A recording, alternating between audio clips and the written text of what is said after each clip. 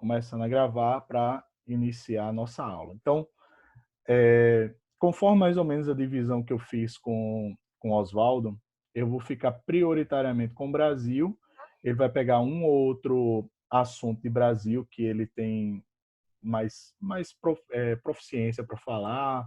Ditadura militar vai ficar com ele tem um trabalho, mestrado dele é nessa área, certo? Mas, de maneira geral, vai ficar comigo. Não, Gabriel, hoje nós não vamos utilizar o livro, tá? Então, hoje eu vou dar essa aula, e aí qual é a ideia? É que como a gente está tendo aula ao vivo agora, que fica melhor para fazer isso, tá? Em uma ou outra aula, a gente vai usar o livro, sim, tá? Para ir respondendo as questões e tirando as dúvidas, certo? Então, por favor, não esqueçam, tá? Então, na próxima aula, aí sim a gente usa o livro. Então, ó, a gente viu as questões econômicas e tal, formação ali do Brasil colônia, tá? E hoje a gente vai falar sobre a sociedade colonial de fato, certo? Então, tudo ali que vai ser formado, como é que vai ser formada a sociedade brasileira, que é muito importante. Inclusive, esse livro que eu estou lendo agora, ele está sendo muito importante justamente para que eu possa compreender, inclusive, alguns aspectos que acabam sendo novos, tá? São pesquisas mais recentes, que é bem interessante para nós percebermos essa vinculação da sociedade europeia, dos africanos, dos indígenas, nessa formação brasileira, nessa formação da sociedade brasileira, tá bom? Então, deixa eu só dividir aqui o slide aqui com vocês.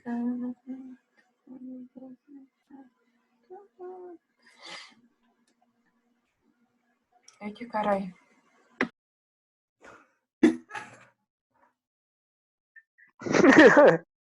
Ô, Gito, a gente pega o caderno para anotar alguma coisa?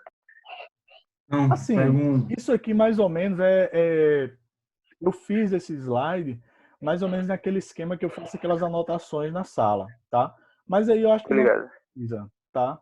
Eu vou passar, se vocês quiserem, eu mando esse arquivo para depois vocês ali no WhatsApp. É bom. Pronto. Pode mandar.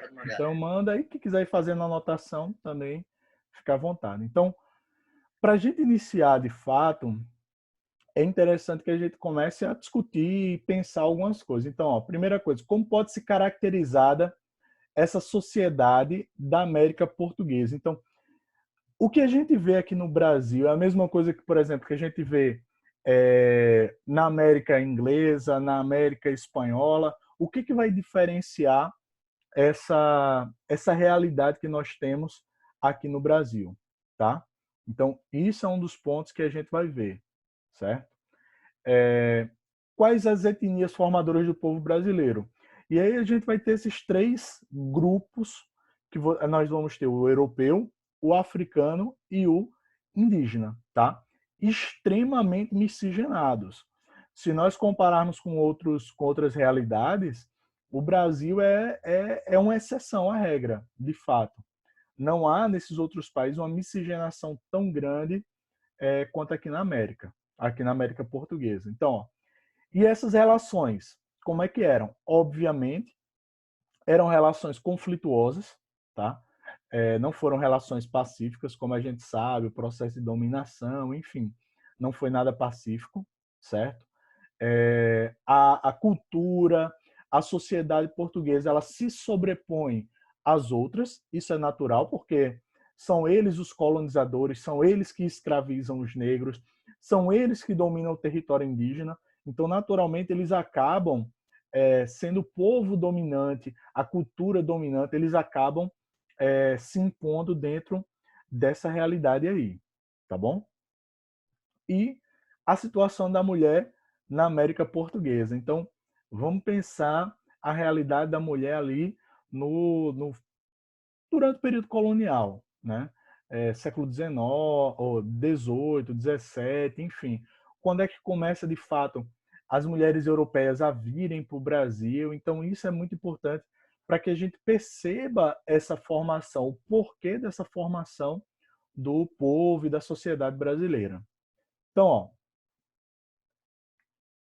para começar aqui, esse pequeno trecho, tá, que eu peguei do livro, que aí diz o seguinte, ó: a sociedade colonial se formou baseada na matriz portuguesa, como eu disse. Os portugueses eles vão se sobrepor às outras etnias, certo? Porém, de forma heterogênea, tá? E miscigenada. Esses portugueses que vêm, tá? Junto com os indígenas e os africanos, de diferentes culturas, tá?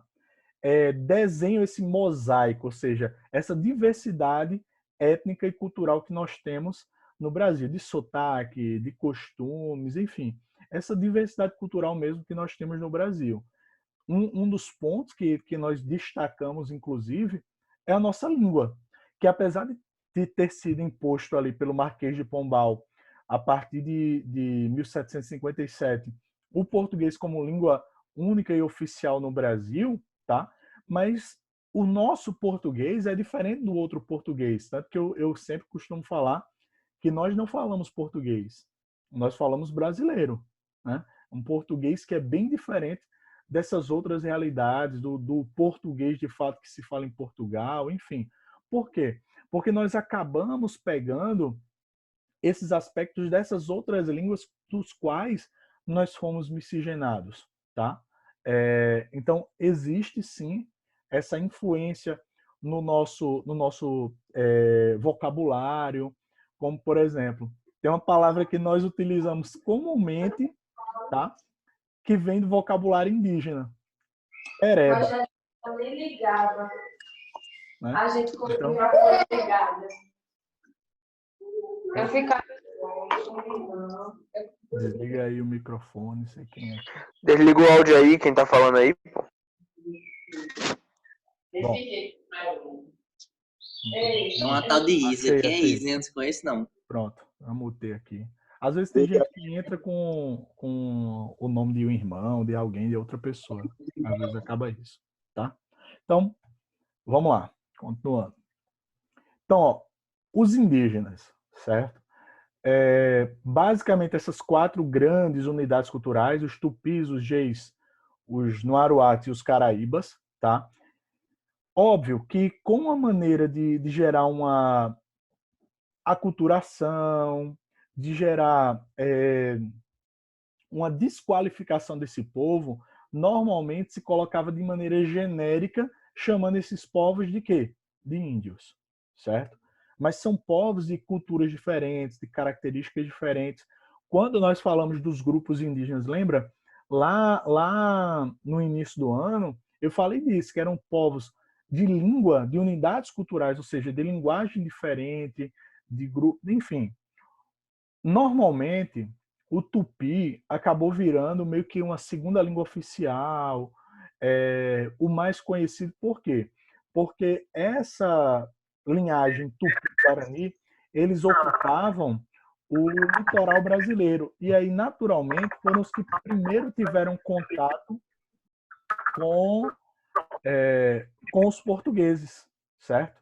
Então, por isso, certo? Que os tupis acabam tendo essa proximidade muito mais forte. E no nosso idioma acabaram entrando algumas palavras tupis em virtude disso aí, tá? Deixa eu ver aqui.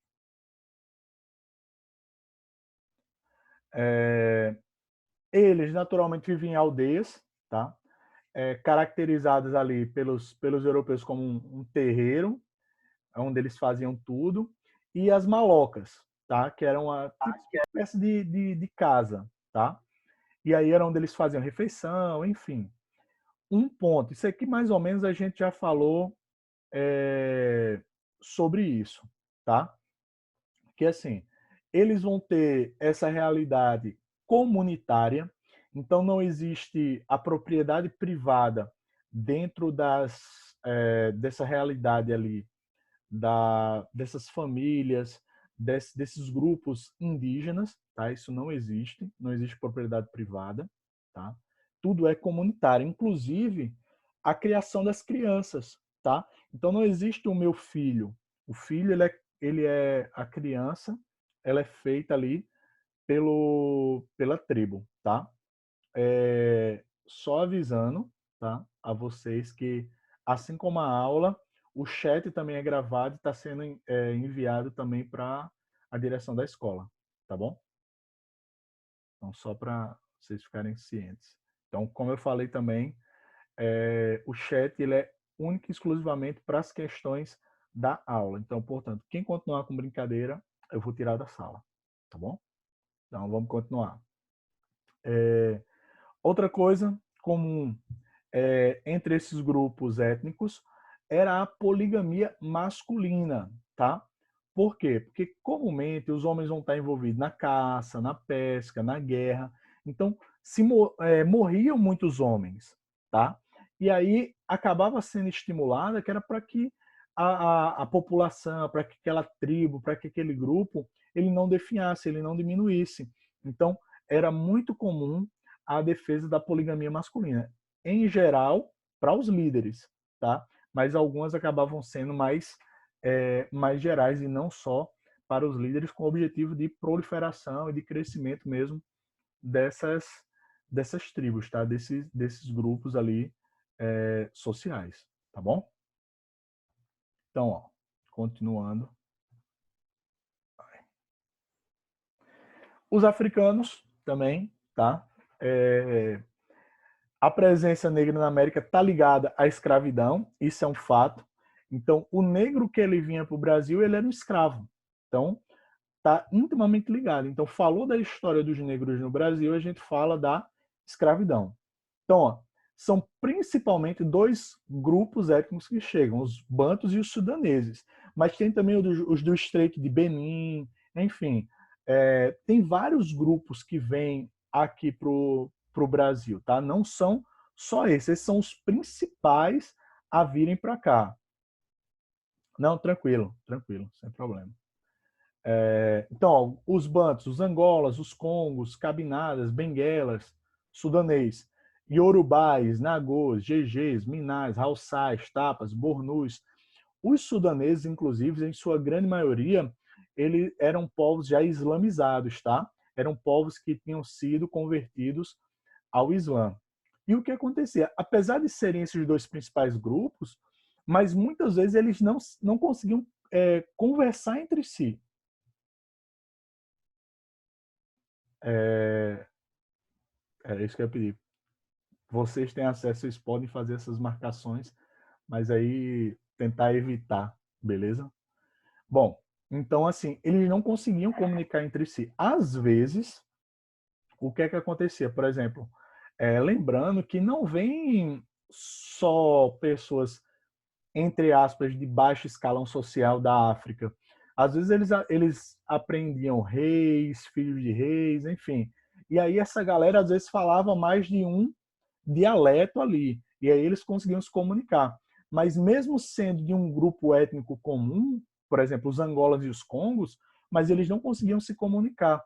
E aí acaba que é o seguinte, muitas vezes os negros eles se comunicavam em português, que era meio que uma língua ali de intermédio entre todos, certo? Então, por isso que o português acabou virando uma língua importante ali naquele contexto do Brasil colonial, certo? Outro ponto é que havia um preconceito, havia uma diferenciação entre aqueles negros que vinham da África e os nascidos no Brasil. Os que eram nascidos no Brasil eram chamados de crioulos, tá? Então, os crioulos, tá? Eles se consideravam superiores porque tinham nascido aqui na América se comparado aos africanos. Ainda tinha essas diferenças lá entre eles, certo? A organização social que eles tinham na África não é mantida, tá? Porque, tipo, muitas vezes eles preferiam pegar negros de grupos de étnicos diferentes para que evitasse a comunicação e evitasse que eles fugissem, organizassem, enfim, tá? E aí, basicamente, eles foram trazidos para cá para trabalhar na lavoura e na mineração, certo? Participaram da cultura brasileira, dessa formação, Mas não era só isso, tá? Eles não vêm trabalhar só nisso. Muitos eram utilizados como empregados domésticos para cozinhar, enfim, para ser ama de leite, enfim, para aqueles escravos domésticos ali. Então, muitas vezes, o escravo doméstico ele passava ali uma tarde inteira do lado do seu senhor e sem fazer nada, né? Só acompanhando ele para pegar um copo d'água, para pegar uma coisa ou outra, tá bom? E os europeus, tá? Obviamente, nós éramos uma colônia portuguesa. Professor, Oi. é verdade que tinha escravo que tinha escravos também? Bom, vamos lá. Os escravos, alguns que conseguiam comprar sua carta de alforria, era muito comum, sim, que eles comprassem um escravo, tá? Às vezes, gente que para pobre juntava alguma coisa e comprava um escravo, né? Então, a instituição escravidão ela era muito comum, né? Até porque na África, no continente africano, essas relações de escravidão elas eram comuns, né? Vamos lá. Para o trabalho nas lavouras, para o trabalho mais pesado, eles preferiam os que vinham da África. Para os trabalhos domésticos, eles já preferiam os crioulos, os nascidos aqui no Brasil, certo? É basicamente isso aí. Professor, Oi. aquele negócio que tem aí na internet, que é criado mudo, seria um escravo que passava a noite em pé do lado da cama com um copo de água? Isso. Ficava ali esperando para servir ao senhor a hora que ele tivesse vontade de alguma coisa, de beber uma água, para pegar um pinico para o cara fazer xixi, enfim, para qualquer coisa. Ele estava ali, tem que estar ali do lado da cama à disposição do senhor, a noite inteira. Beleza. Beleza? Bom, então, como eu falei, os portugueses eles vão ser o maior grupo, obviamente, porque nós fomos colônias portuguesas, mas outros grupos como espanhóis, holandeses, franceses, tem relatos no início ali do final da colonização, quando Dom João veio para o Brasil, que ele traz chineses para o Brasil, né? Alemães que ele manda para o Rio Grande do Sul, pessoas de Portugal também, de várias regiões de Portugal, ele traz para o Brasil para colonizar. Então, assim, são diversos grupos. O que é interessante, por exemplo, que eu não sabia que eu descobri lendo esse livro, é que assim, lembra e aí vocês viram isso no segundo ano, certo? Mas que a gente vai ver depois como revisão, mas que quando há ali no primeiro reinado a abertura dos portos às nações amigas, então a partir dali Dom João ele permite que outros povos entrem no Brasil, porque até então oficialmente só quem podia chegar no Brasil eram os ingleses, tá? E mesmo assim, só 4 famílias inglesas por cidade que tinha porto, certo? Bom, deixa eu ver a pergunta aqui. É verdade que os escravos... Né? Sim, porque é o seguinte, meu irmão, quem já teve dor de dente, meu amigo, sabe o que é isso, o quanto a dor de dente ela pode influenciar tudo. Vai lhe dar dor de cabeça, febre, enfim. Então, a dentição perfeita, uma dentição boa, era, era um dos pontos a ser analisado. O biotipo, se o cara era mais forte, mais magro, se era mais velho, mais novo, homem, mulher, então variava de preço de acordo com isso. A arcada dentária ela era um ponto. Normalmente, os negros eles tinham uma boa dentição, os que vinham da África. Por quê? O que estraga os nossos dentes? Açúcar. Lá eles não tinham acesso a açúcar. Então a dentição deles era muito boa, certo? Aí, inclusive, quando eles vêm aqui para o Brasil, é que eles começam a ter contato com o açúcar. E começam a ter problemas dentários a partir daí, certo? Então, ó, essas famílias portuguesas começam a colonizar o Brasil a partir de 1530, tá? Como a gente já falou, ali das capitanias hereditárias, enfim, né? E aí, que eram essas terras doadas pelo governo. Esses capitães donatários, esses caras vinham com a família. Mas os outros europeus, os outros portugueses que vinham para cá, em sua maioria, eram homens solteiros, tá? Então, eles acabavam não trazendo famílias e tal. Então, isso também foi um dos pontos que acabou gerando essa miscigenação tão forte no Brasil. Então, os caras se juntavam. Era muito comum, né, que os caras tivessem algum antecedente, algum como é? Não é antecedente, não. Algum da família, né, anterior, que eu esqueci agora o nome. Enfim, Acho que é ancestral, Egito. ancestral, é isso mesmo, valeu, Ícaro. Algum ancestral indígena, justamente por conta dessa situação, tá? Então, ó, essa sociedade se desenvolve pelas riquezas, tá? Pela produção agrícola e do trabalho escravo, tanto que na época da escravidão, no Brasil colônia, se dizia que os escravos eles eram as mãos e os pés dos senhores, ou seja, que basicamente não funcionaria o Brasil sem os escravos. E a organização patriarcal, tá? Então, o homem, o senhor de engenho, ele vai ser muito forte, principal força política e não o Estado, tá? Então, o cara mandava em tudo ali na região dele, certo? Então, isso é muito importante. Então, essa família patriarcal ela vai ser muito forte. Então, ó, os choques culturais, tá? Essa miscigenação dos conflitos, acabou que os portugueses eles incorporassem essas coisas da cultura indígena e africana, tá? Um dos exemplos que a gente pegou foi o banho. Os portugueses, eles não tinham o hábito de se banhar diariamente, então era um banho por semana, 2 banhos por semana. E os indígenas e os africanos, não, eles já tinham esse hábito de se banhar 2, 3 vezes ao dia. E aí o que é que acontece?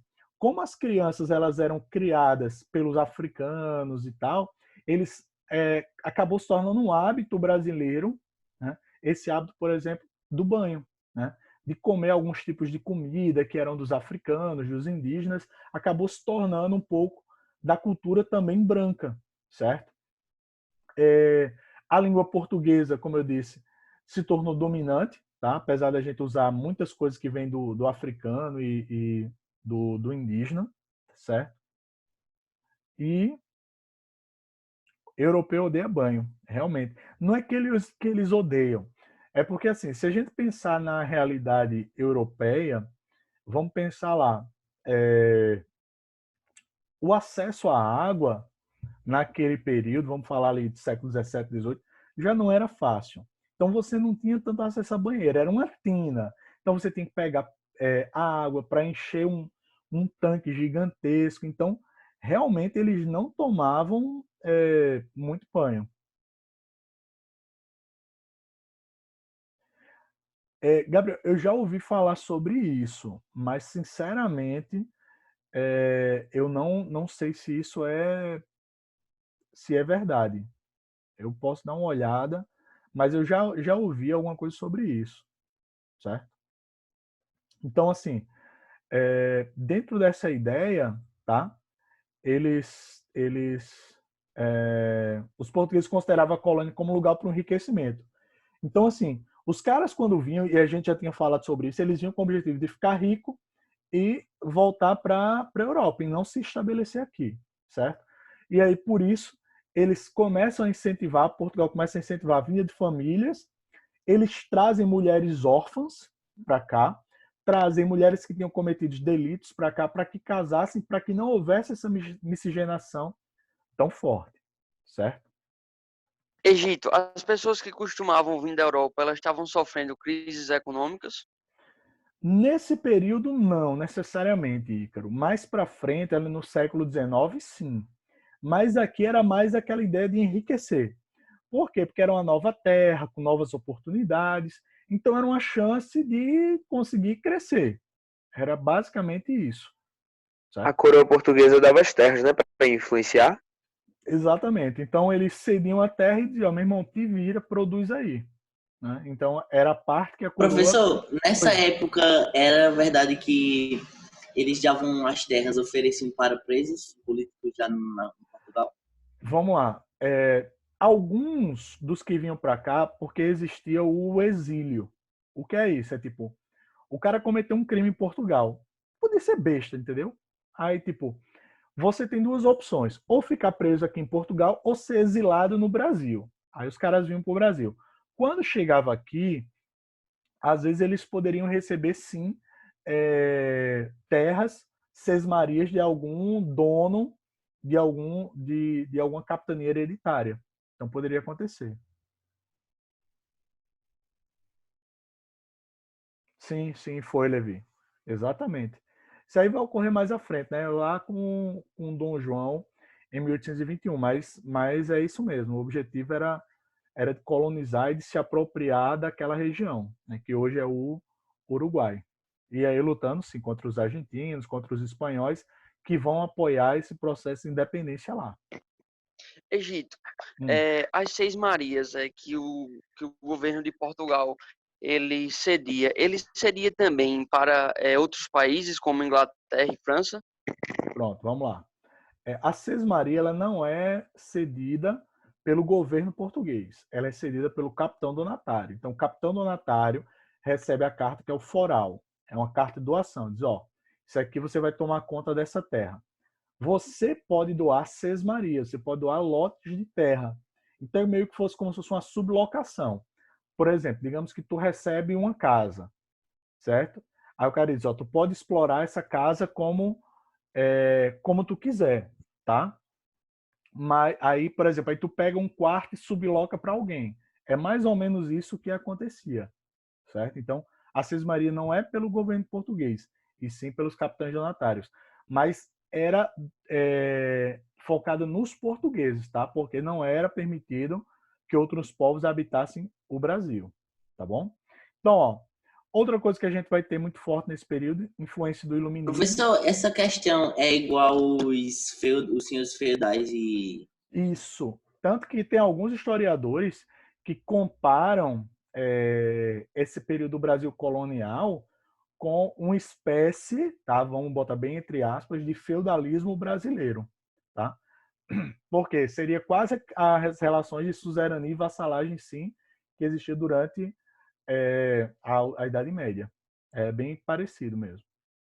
Então, ó, basicamente o iluminismo no Brasil, o que é que acontece? Muitos caras que estavam aqui no Brasil, eles eram mandados, quem tinha mais condição, para estudar na Europa. E ali no final do século XVIII, as ideias iluministas estão muito ali em voga na Europa. Então, quando eles voltavam para o Brasil, eles defendiam a instalação de um regime mais justo, de uma sociedade mais justa, a razão se superando, a fé, enfim. Então, isso aí acabou gerando muitas críticas e o iluminismo ele foi muito forte, principalmente na região de Minas Gerais, tá? Tanto que a Inconfidência Mineira ela teve um forte apelo do iluminismo. E aqui a gente sofreu muita influência da independência dos Estados Unidos em 1776 e da Revolução Francesa, tá? Tiveram esse grande impacto do iluminismo no Brasil, certo? Sim, só um ponto que eu esqueci de falar antes de falar do patrimônio histórico de memória, que é a situação das mulheres, tá? Então é o seguinte, basicamente, mulher branca não andava na rua. Quando andava, era coberta com um manto, tá? Vou mandar o slide no grupo, Stephanie, pode deixar, certo? Coberta com um manto, quase como uma burca ali dos muçulmanos, certo? Ou quando andava naquelas cadeirinhas dentro como se fosse uma caixa, enfim. Tanto que, assim, a ideia que se falava de sangue azul era por quê? Porque quanto mais branca a mulher fosse, mais nobre ela seria. Por quê? Porque significava que ela não precisava estar no sol. Então, geralmente, as mulheres saíam de casa uma vez na semana para ir à missa. E só. Tá? Então, era muito restrito. Então, quando a pessoa é muito branca, fica lá as veiazinhas se destacando bem azulzinha. Então, por isso que se chamava sangue azul, né? Assim, acontecia, certo? Das mulheres brancas se relacionarem com os escravos, mas era muito mais raro. Era muito mais comum que os homens se relacionassem com as escravas, certo? Bom, então, Falando do patrimônio histórico, né, a gente fala ali do Barroco, que surge ali no século XVII, tá? No Brasil, né, apesar de ter surgido na Europa no século XVI. E, como vocês veem isso muito também na literatura, o Barroco ele se desenvolve também dentro daquele contexto da Contra-Reforma. Lembra que houve a Reforma Protestante e, em resposta a isso, a Igreja Católica criou o movimento da Contra-Reforma. Criou a Companhia de Jesus, enfim. E, entre essas medidas, estabeleceu o Barroco. Tá? Então, aquelas igrejas gigantescas, enfim, o poder da Igreja Católica, da fé cristã, é muito forte. Aqui na Paraíba, a gente tem um exemplo do Barroco, que é a Igreja de São Francisco, aqui em João Pessoa. Né? Então, quando vocês estiverem, não sei se alguém já conhece, mas quando forem lá, reparem, então, toda aquela arquitetura, aquelas coisas mais escuras, enfim, tem muito do Barroco. Mas o foco do Barroco no Brasil foi principalmente na região de Minas. E lá, inclusive, as ordens religiosas como jesuítas, dominicanos, enfim, foram todos expulsos, tá? E aí eles foram substituídos por irmandades ou confrarias. Aqui, por exemplo, na Paraíba, eu pesquisei alguns documentos do século XIX, aqui em João Pessoa tinham duas voltadas para os negros e para os mulatos. Tinha uma que era lá no bairro do Tambiá, que era a Irmandade da Igreja de Mãe dos Homens, dos homens negros e mulatos. E tinha Nossa Senhora do Rosário dos Homens Pretos, que era lá no bairro de Jaguaribe. Então tinha essas duas irmandades formadas para esses grupos. Tá? Aí é só um exemplo da arquitetura barroca. Tá? E aí os nomes a gente não fala também de patrimônio histórico, de barroco no Brasil, sem falar de Aleijadinho e de Mestre Ataíde. Aleijadinho na arquitetura, construção de igrejas, de estátuas, enfim, e Mestre Ataíde nas pinturas, certo? E também na literatura, tá? Que começa, na verdade, uma contraposição, o arcadismo começa ali uma contraposição ao barroco. E aí vocês veem isso na literatura, eu não vou me aprofundar muito. Mas os nomes aí, ó. Cláudio Manuel da Costa, que era desembargador, Tomás Antônio Gonzaga, ouvidor, Alvarenga Peixoto, advogado, tá? Que ficaram conhecidos como essa chamada escola mineira, tá? Chamado neoclassicismo, tá? Rompia com aquela ideia do barroco, aquela coisa bem opulenta, bem grande, a grandiosidade do barroco, e vai tratar mais das coisas do dia a dia, aquela coisa do carpe diem, de aproveitar o dia, a vida, enfim.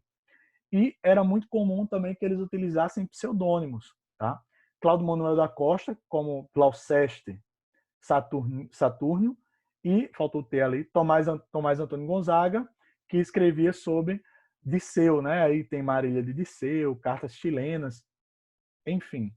Então, a gente encerra esse capítulo, tá?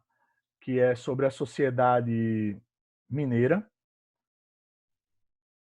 E na próxima semana, na próxima aula, porque parece que vai ter uma mudança, porque minha aula seria na próxima segunda, mas enfim, na nossa próxima aula, eu aviso para vocês, a gente vai usar o livro e vai começar a responder as questões. O que eu sugiro?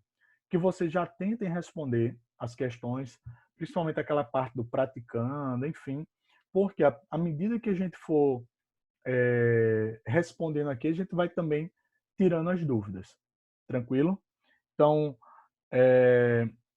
a gente fica hoje por aqui, falta só 2 minutos para acabar, certo?